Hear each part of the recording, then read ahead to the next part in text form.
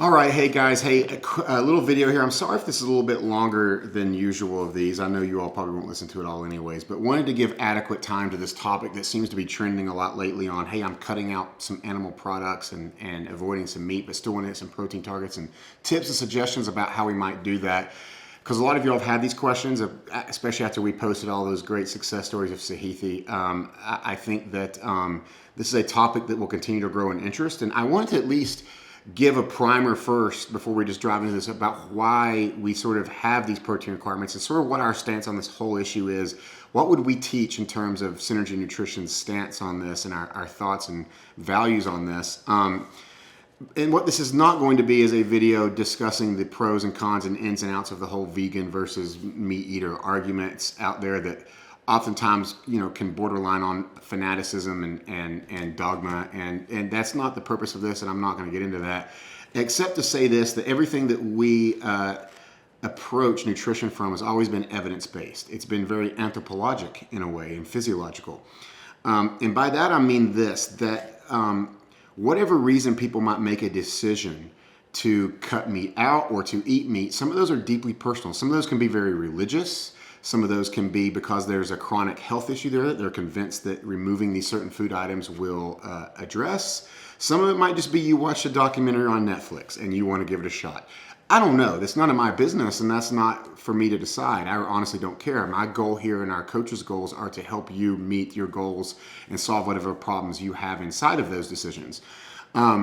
But I will say this, is we as a society can do a better job of understanding and accepting and not judging each other for those. I know in this group that we don't have a problem with that, but you see this everywhere out there, people pointing fingers and making fun of each other for these decisions, and it's wrong on both ends. I don't believe food or diet has a moral value. It doesn't. I don't believe it. I know it doesn't. There's no right or wrong when it comes to food.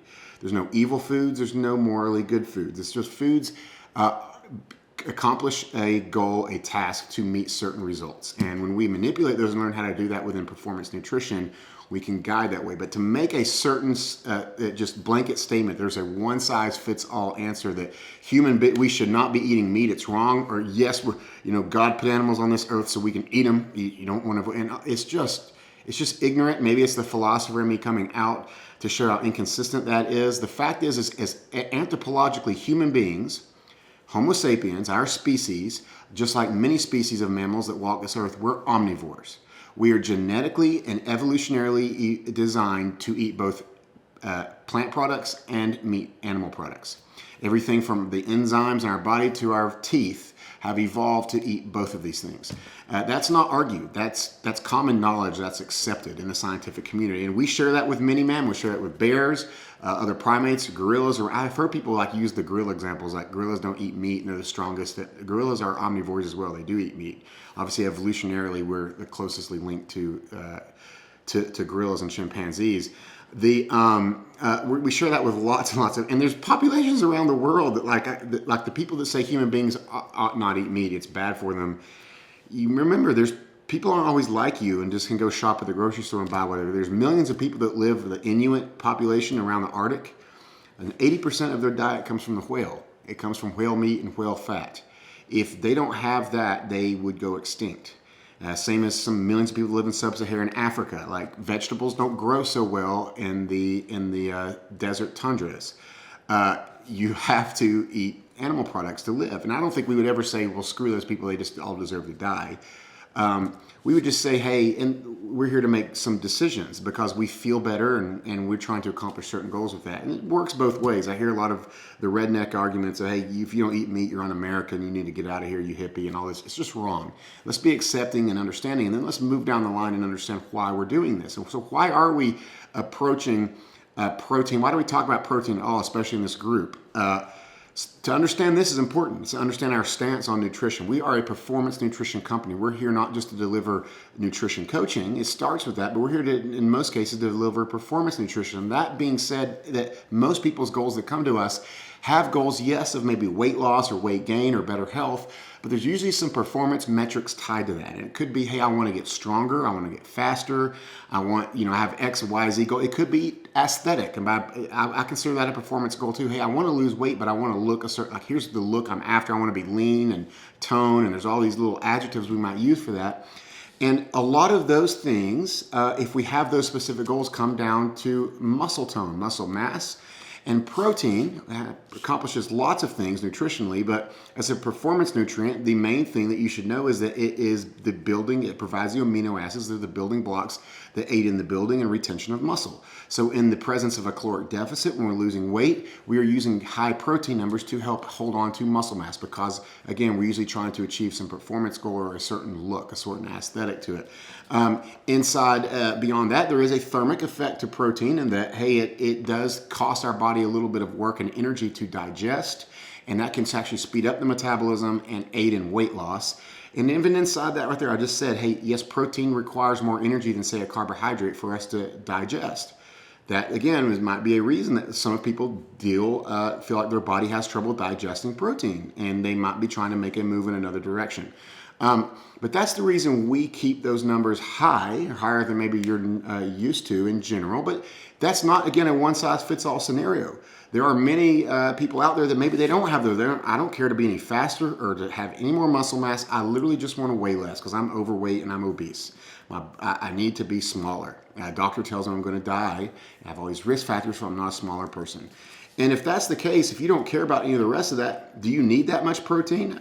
Probably not. I mean, there's lots of studies out there that give you different numbers, but the actual amount of grams per day of protein you need to sustain life, just to be healthy, is pretty low. I've seen numbers as low as 20 grams a day, some higher ones around 40, 45, but a lot lower than most of you all are probably assigned, I would assume.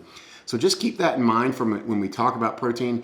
And remember, from a caloric standpoint, calories in versus calories out is always the very first step in any nutrition program.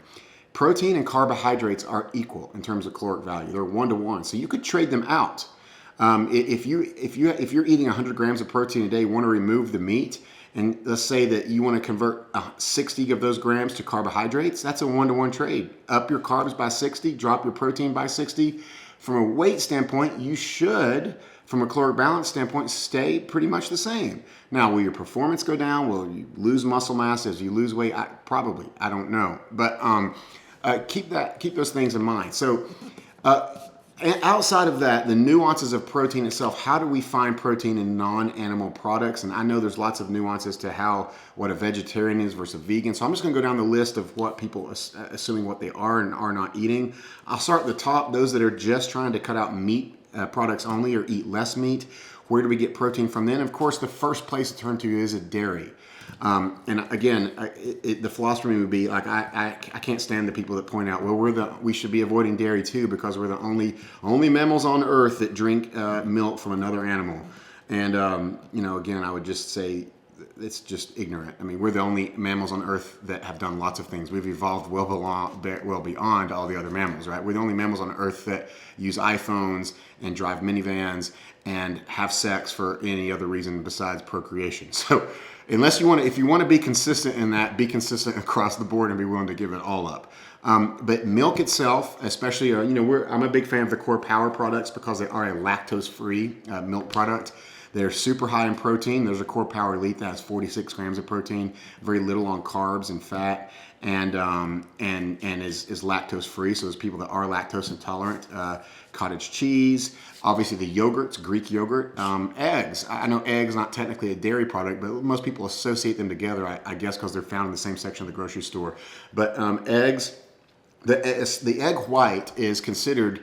I've heard nutritionists and physiologists say it's the purest form of protein on earth, just the egg white. Now the problem with the egg white is it is pure protein and it's devoid of any other micronutrients that might be beneficial. All those are found in the yolk of an egg.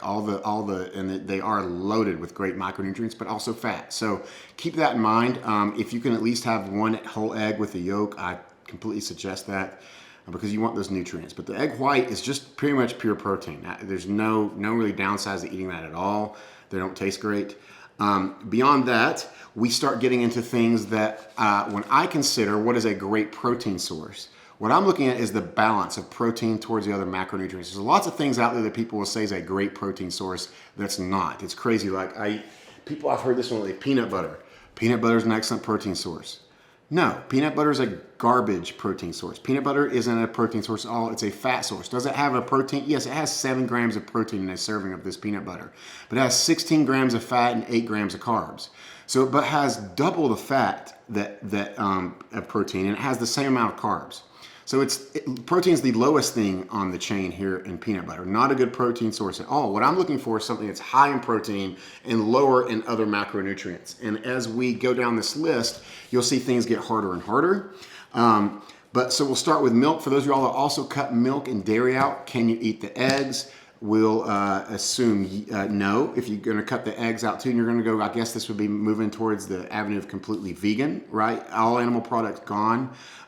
Before that, obviously fish. A lot of people will still keep fish in there. We start going down the list of things in terms of protein, weighing that over the cost effectiveness of it. Some of these foods get very expensive, and also the hassle factor of it. I don't know the other way to say it besides hassle. Some of these are a pain to find. They're a pain to prepare. If you have a lot of time at home and to prepare and do these things, it'd be fine. But if you're someone that's on the go, I think these are going to get more and more difficult.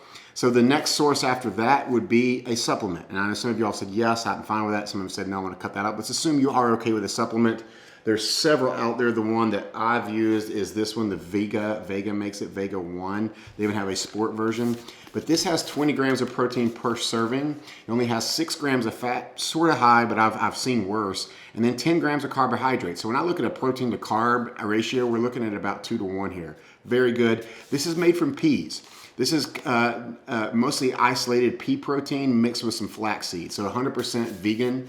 I use it some because, again, it's a good source of lots of vegetables, lots of vitamin, minerals, and fiber found in vegetables. I just don't eat enough vegetables. So sometimes I will use this myself, even though I do eat meat. The only downside of this is it tastes terrible. I don't like it at all, especially if you're not mixing with milk and you're mixing with water. But then again, for you all that have chosen this, cutting out meat, I'm assuming you didn't do it for the taste. So maybe you're okay with it. They have several flavors. Try them out. See if you like it. Not the cheapest thing out there, but also not, I think this can's like $40. Probably not crazy expensive. You have a couple scoops of this a day, that's 40 grams of protein. And for a lot of you all, that will probably move you well on your way to hitting whatever goals of that you have. Let's say you don't want any supplements either. No powders, no bars, nothing else. I just want plant-based foods. Where can I find high protein sources? I have a little list here. I'll go through these quickly. And we're going to start at the top of a high protein ratio and go all the way down to the bottom of a lower protein ratio. So we start with the first one. The king of them all by far is, I don't even know how you say it, seitan. Why does it have to sound like the word Satan? I don't know. But seitan is a grain. Here's the, again, all these are going to have a pro and a con to it. The con side is this is made from gluten. This is literally made from gluten itself. So if you have any sort of gluten intolerance, anything like that, you avoid gluten, this will be killer for you because it is pretty much pure gluten, but it is so high in protein, 5 to 1 ratio protein and carbs. So for 50 grams of this, you're getting 25 grams of protein, 1 gram of carbohydrate. It's 5 grams of carbohydrates, 5 to 25. But great high protein source there. Moving on down the line, you've got all your soy products. Again, soy products, too much of it. Yeah, I'm not going to get into the nuances of that, but can cause some health problems. We've heard stories of that, some hormonal things if it's an abundance of it, but especially for women. But soy products, we're talking about tofu, tempeh, edamame, that sort of thing. Pretty much a 1 to 1 ratio there. So for every gram of protein, you have a gram of carbohydrates. I still consider that a pretty good, well-balanced protein source. So 20 grams of soy, tofu, whatever, you're going to get 20 carbs. Some of them will be a little bit lower. Sometimes you can find a lower carb version. But pretty good there, pretty good. We get on down to that. We start getting into the things that are a little bit worse in the ratio. So yes, you can get the protein in, but you're also going to be getting a lot of carbs. And here I'm talking about lentils. We talk about lentils a lot. Obviously, most of the carbs in lentils come from the form of fiber, which is good. It's better. Some would consider those a non-net carb. We don't really count it like that, but lentils are kind of like a 1 to 2 ratio. 20 grams of protein to say 40 grams of carbs. And lentils, chickpeas, different beans, that sort of thing. Again, you're looking at about that 1 to 2 ratio where it might have 1 gram of protein and 2 grams of carbs. Can probably still hit some goals there, but again, got to be careful because you start, black beans, chickpeas, these sort of things. you're going to get good protein, but your carbs are also going to go through the roof. And that's just cranking your calories up. And can you do that without losing weight? That's the question. And that kind of goes down to the other things. There's some ancient grains, spelt. They talk about a lot. Teff. I don't know if you've heard of teff. Even like quinoa and sprouted grains, you could put those in there too. But now we're talking about things that the downside of that is very expensive, harder to make, harder to put into recipes. And also high in carbohydrates. Some of those are as high as like a 5-to-1 ratio, where you might have 10 grams of protein, but quinoa is a good example. Quinoa is kind of like a protein version of rice or oatmeal. You might get 10 or 15, 20 grams of protein, but you're also getting 50, 60 grams of carbs there. Do you have the room in your caloric budget for that many carbohydrates?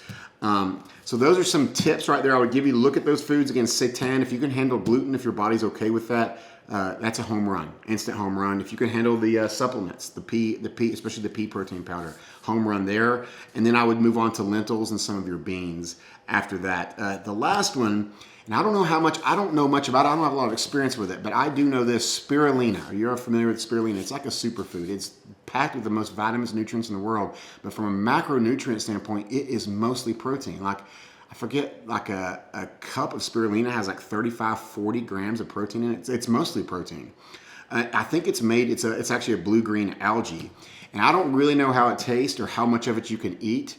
But I do know that it is super high in protein, so it's something that I would consider if you can work that into your diet.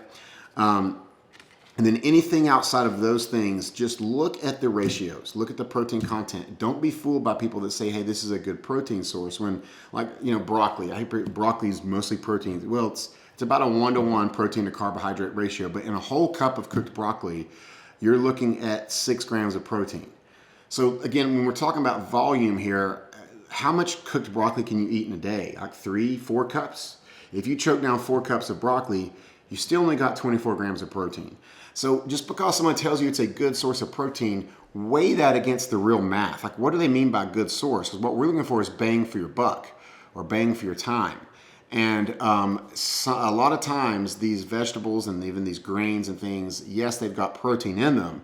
But when you look at how much food you'd have to consume to meet certain protein targets, it gets out of hand pretty quickly. So give those things a try. Go back, review this video, pause it, whatever, speed it up, whatever you need to do. Give it a shot. Let me know what you think, and post any questions you have in the comments below. But just keep those things in mind. Why are you trying to hit protein goals, first of all? Are they consistent with what your actual goals are? And if they're not, talk to your coach about that. Maybe they can be adjusted. Secondly, when you're looking for those protein foods that aren't coming from animal products, I hate that animal products are the easiest form of protein on earth. It's just the truth. When you're looking for products, look at that ratio. Look for specifically the protein to carbohydrate. Sometimes it's going to be a high fat thing too. Usually in the plant world, that's not the case. It's usually a carbohydrate issue. So make sure, because again, we have to obey the caloric balance. You might hit your goal of whatever, let's call it 100 grams of protein a day, but if you had to consume 300-400 grams of carbs to do that, you're probably gaining weight, and that's probably not the direction you want to be headed. So hopefully that helps. Sorry for the length, but thought it was worth the time today. Hope this was helpful and useful and valuable. All right, take care.